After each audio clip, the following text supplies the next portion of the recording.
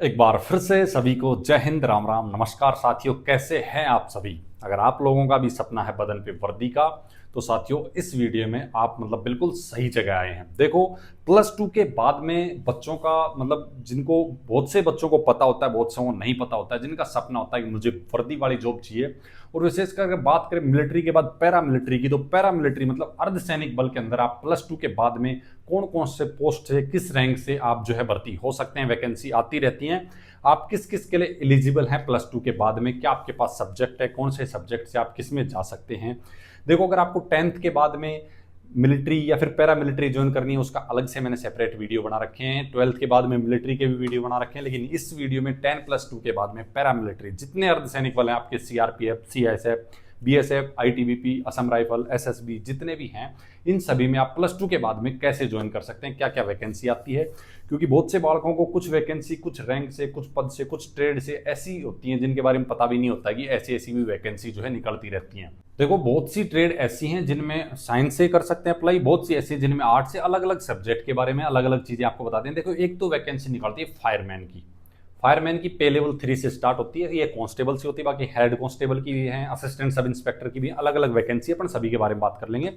देखो, फायरमैन में ये आपकी पे लेवल 3 से सैलरी शुरू होती है इसकी, और दूसरा 18 से 23 साल तक के कैंडिडेट इसमें अप्लाई कर सकते हैं। और बाकी कैटेगरी वाइज आपका ओबीसी में 3 साल का, और आपकी 5 साल का SC ST कैंडिडेट, उस हिसाब से इसमें एज में रिलैक्सेशन आपको मिल जाता है। 170 सेंटीमीटर हाइट में आपका हो गया। उसके बाद ST कैंडिडेट को हाइट में छूट मिल जाती है 80 से 85। बाकी कुछ स्टेट ऐसे हैं जिनको हाइट में छूट मिलती है 80 से 85। चेस्ट है, चेस्ट में भी कैटेगरी वाइज आपको छूट मिल जाती है, कुछ स्टेट में छूट मिल जाती है उस हिसाब से। बाकी इसका सिलेक्शन प्रोसेस में भी भाई वही है, फिजिकल मैंने बता दिया 170, 80 से 85 छाती। उसके बाद में 5 किलोमीटर रनिंग, जिसके लिए 24 मिनट आपको दी जाती है। और एग्जाम वही आपका जो पहले SSC GD का होता था, वही 100 आपके 100 क्वेश्चन, 100 नंबर के, 2 घंटे का टाइम, नो नेगेटिव मार्किंग। तो ये सब इसका प्रोसेस। उसके बाद में डॉक्यूमेंट वेरिफिकेशन और मेडिकल आपका हो जाता है, और इसमें फाइनल सिलेक्शन हो जाता है। इसका स्पेशल आपको फायर मैन का अगर जॉब प्रोफाइल देखना है, तो मैंने CISF फायरमैन का जॉब प्रोफाइल का वीडियो बनाया हुआ है एक अलग से सेपरेट, आप उसको जाके देख सकते हैं। मैं लिंक कोशिश करूंगा इस वीडियो के डिस्क्रिप्शन में उसका मैं दे दूंगा। उसके बाद में एक आती है हेड कांस्टेबल की, HCM, हेड कांस्टेबल मिनिस्ट्रियल की, ठीक है, ये वैकेंसी होगी। और आती है आपकी एक ASI की, असिस्टेंट सब इंस्पेक्टर स्टेनो की, ठीक है। इनके अंदर आपको एक ट्रेड टेस्ट ऐड हो जाएगा, दोनों में ही मैं आपको आगे बता दूंगा। आपने अगर प्लस 2 पास की हुई है बेसिक, ठीक है, तो आप अप्लाई कर सकते हैं। इसमें आपका एज का क्राइटेरिया अगर मैं बताऊं, 18 से 25 साल आप नॉर्मल कोई भी कैंडिडेट अप्लाई कर सकता है। उसके बाद में SC ST OBC, इस हिसाब से कैटेगरी वाइज आपका एज में भी रिलैक्सेशन मिल जाता है, ठीक है। ये मैं आपकी बात कर रहा हूँ हेड कांस्टेबल मिनिस्ट्रियल, और आपका ASI, जो कि आपका पे लेवल 5 और पे लेवल 6 में आते हैं भाई, ये भी ध्यान रखना, ठीक है। असिस्टेंट सब इंस्पेक्टर और एक हेड कांस्टेबल आपका, तो मैंने ये बता दिया। उसके बाद में मैं आपके इसके फिजिकल में आपके 165 सेंटीमीटर लड़कों की, 155 सेंटीमीटर लड़कियों की हाइट, ठीक है। उसके बाद लड़कों का जो चेस्ट मेजरमेंट होता है वो भी इसमें कम होता है, 77 से 82 सेंटीमीटर ही होता है। बाकी रनिंग का मैं इसमें बता दूं तो 1600 मीटर रनिंग होती है लड़कों के लिए, और 800 मीटर रनिंग होती है लड़कियों के लिए। बहुत अच्छा खासा टाइम दिया जाता है इसके फिजिकल में। नॉर्मल तैयारी करने वाला कोई भी बालक रहता नहीं है। फिर भी अगर आपका टाइम बहुत ज्यादा आता हो, तो आप मेरे तरीके फॉलो कर सकते हैं। 1 महीने में आप आराम से रनिंग बना लेंगे भर्ती के लायक। मैं एथलीट नहीं बनाता हूं बालकों को, कुछ वीडियो डालता हूं एकदम ऐसे इंपॉर्टेंट उसके साथ, इंफॉर्मेशन और एक्सपीरियंस के साथ में, जिनको अगर फॉलो कर लोगे तो भर्तियों की रनिंग आप आराम से निकाल सकते हो, ठीक है। बाकी इसमें एग्जाम हो जाता है, और सबसे इंपॉर्टेंट होता है इसमें स्किल टेस्ट, ठीक है। आपका अगर हेड कांस्टेबल मिनिस्ट्रियल की अगर आप बात करोगे तो टाइपिंग आपकी सबसे इंपॉर्टेंट है, और अगर ASI स्टेनो की बात करो तो उसमें स्टेनो का नॉलेज आपको सबसे इंपॉर्टेंट है, ठीक है। इसमें एग्जाम और ट्रेड टेस्ट सबसे हार्ड होते हैं सिलेक्शन के लिए। उसके बाद में आपका डॉक्यूमेंट वेरिफिकेशन और मेडिकल की बालक पूछते हैं, सर पैरामिलिट्री का मेडिकल, भाई पैरामिलिट्री ही कराती है, इन्हीं के हॉस्पिटल में होते हैं, तो मेडिकल काफी हार्ड होता है। ऐसा नहीं कि नॉर्मल ऐसे चेकअप कर लिया जैसे डिफेंस सिविलियन वगैरह का होता है, नहीं, इनमें मेडिकल भाई एकदम टाइट चेक किया जाता है, ठीक है। वही फिर आपका फाइनल सिलेक्शन मेरिट बन जाती है आपके ट्रेड टेस्ट और आपके एग्जाम के बेस के ऊपर। तो आप इनमें भी सिलेक्शन ले सकते हैं +2 के बाद में। बाकी उसके अलावा देखो, और मैं आपको बता दूं, देखो फायरमैन हो गया, हेड कांस्टेबल हो गया आपका, और ASI हो गया। उसके अलावा आप एक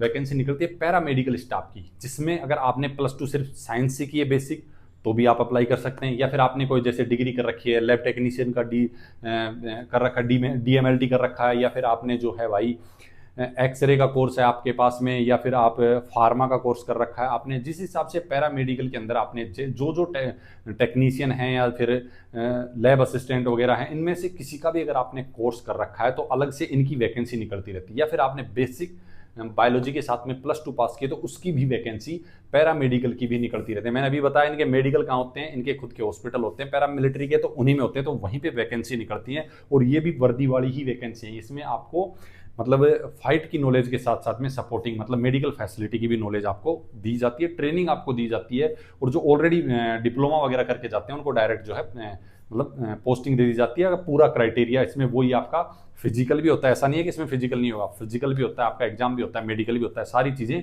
इसमें भी होती है। तो ये भी एक ऑप्शन होता है उन बच्चों के लिए जिन्होंने भाई मतलब कि थोड़ा पैरा मेडिकल स्टाफ में, नर्सिंग स्टाफ के अंदर जिसने सोचा भाई मैं इसकी तैयारी कर लेता हूँ, इसमें निकल जाऊंगा, तो उसके लिए भी ऑप्शन होता है पैरामिलिट्री के अंदर। जैसे आप देखोगे मिलिट्री में, आर्मी, एयरफोर्स, नेवी, तीनों में मेडिकल असिस्टेंट, नर्सिंग असिस्टेंट की वैकेंसी निकलती है, उसी हिसाब से इसमें भी ये वैकेंसी निकलती रहती है। तो ये हो गया आपका +2 के बाद में इतनी पोस्ट और आती है पैरामिलिट्री में जिनकी तरफ से आप जो है पैरामिलिट्री ज्वाइन कर सकते हैं। जो मैं जितनी भी पोस्ट बता रहा हूँ सभी वर्दी वाली पोस्ट हैं, इनमें सब में आपको वर्दी भी मिलती है।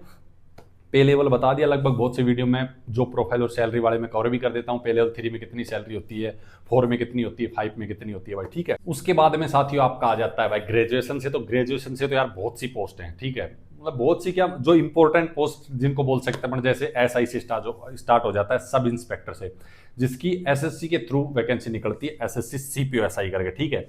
फिर SSC में CGL की होगी, जितने आपके इनकम टैक्स या फिर जितने भी आपके सिविल में भी या फिर इसमें भी आप वर्दी के जैसे सब इंस्पेक्टर की बहुत सी जॉब ऐसी होती हैं CGL के थ्रू भी जिनमें जा सकते हैं, या कुछ सिविल डिपार्टमेंट भी ऐसे होते हैं जिसमें CGL के थ्रू आप जा सकते हैं। लेकिन अपन बात करें सिर्फ बदन पे वर्दी की, तो जिनका जो सिर्फ वर्दी पाने के लिए, तो उनके लिए बता रहा हूं मैं, SSC CGL के थ्रू भी काफ़ी सारी वैकेंसी होती है जिनमें आप डायरेक्ट इंस्पेक्टर या सब इंस्पेक्टर बन सकते हैं। बाकी SSC अलग से CPO-SI की निकालती है, सभी जितनी पैरामिलिट्री फोर्सेस हैं उनमें, और एवं दिल्ली पुलिस में एक साथ निकालती है वैकेंसी सब में। अगर आप SI बनना चाहते हैं तो वहाँ से देख सकते हैं। उसके बाद में एक असिस्टेंट कमांडेंट की भी निकलती है CAPF में, ठीक है, सेंट्रल आर्मर्ड पुलिस फोर्सेस में मतलब असिस्टेंट AC की असिस्टेंट कमांडेंट, जिसको UPSC करवाती है, ठीक है। तो वो भी आपने अगर ग्रेजुएशन की है तो वो भी आप अप्लाई कर सकते हैं, मतलब कि टॉप लेवल ज्वाइन करने के लिए जो है ये सबसे वो पोस्ट है, तो इसके लिए भी आप एलिजिबल हैं अगर आपने ग्रेजुएशन की। तो ये ग्रेजुएशन की हो जाएंगी। बाकी किसी और वीडियो में सेपरेट ग्रेजुएशन के लिए बात कर लेंगे कि आप किस हिसाब से किस में जो है सिलेक्शन ले सकते हैं। बाकी ये +2 को लेके आपके पास कुछ भी सब्जेक्ट है, कुछ भी डाउट हो तो भाई पूछ लेना। अगर आपको पैरामिलिट्री ज्वाइन करनी है तो किस हिसाब से कौन कौन सी पोस्ट आपके लिए बेस्ट रहेंगी, मैं आपको जो है कोशिश रहेगी, फ्री रहूंगा तो सबको रिप्लाई करूंगा। टेलीग्राम पे जाके भी डिस्कस कर सकते हैं, वहाँ और भी बालक जुड़े हुए हैं, वहाँ से भी आपको अच्छा खासा जो है रिप्लाई मिल जाएगा भाई, ठीक है। बाकी इसको रोकते हैं यहीं पे वीडियो को, फिर लाएंगे जबरदस्त वीडियो जबरदस्त जानकारी के साथ। तब तक के लिए सभी को राम राम, नमस्कार, जय हिंद।